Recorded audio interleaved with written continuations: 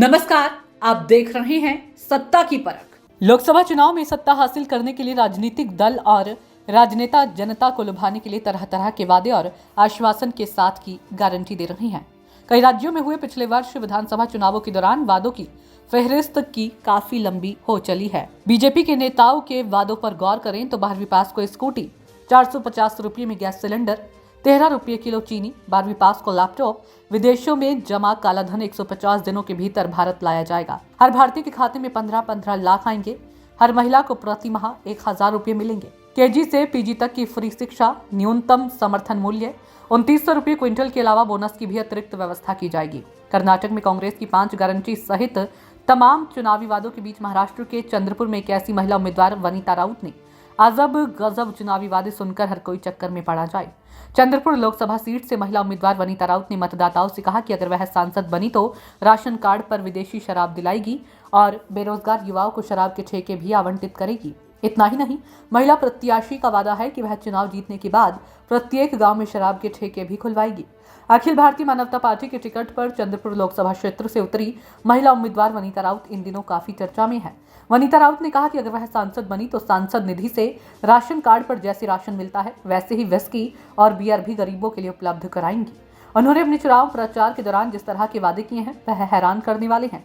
साथ ही महिला उम्मीदवार ने उन राजनीतिक दलों का आईना दिखाने का काम भी किया जो चुनावी वादे कर चुनाव जीत तो जाते हैं और बाद में जुमला कहकर इतिश्री कर देते हैं। वनिता राउत से पहले देश में किसी उम्मीदवार ने ऐसा प्रचार किया हो।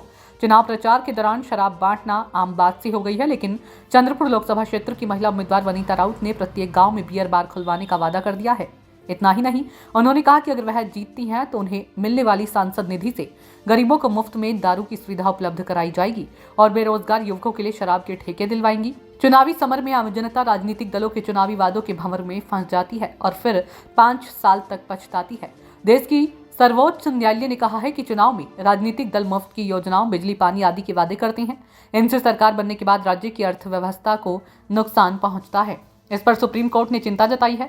प्रधानमंत्री नरेंद्र मोदी के द्वारा चुनावों में रेवड़ी कल्चर के रूप में मुफ्त उपहार देने की परंपरा की आलोचना तो करते हैं, लेकिन स्वयं भी मोदी गारंटी के नाम पर जनता से लोक लुभावने वादे करते हैं। बेरोजगार को 2 करोड़ प्रतिवर्ष सरकारी नौकरी देने, हर व्यक्ति को 15-15 लाख रुपए खाते के वादा आज तक पूरा नहीं हो पाया। सियासी जानकारों का कहना है कि केंद्र सरकार द्वारा पिछले 10 साल में किए गए चुनावी वादे कहां तक पूरे हो पाए। नरेंद्र मोदी जैसे प्रभावी नेता और पूर्ण बहुमत की सरकार के बावजूद 10 साल का हिसाब किताब लगाना जरूरी है।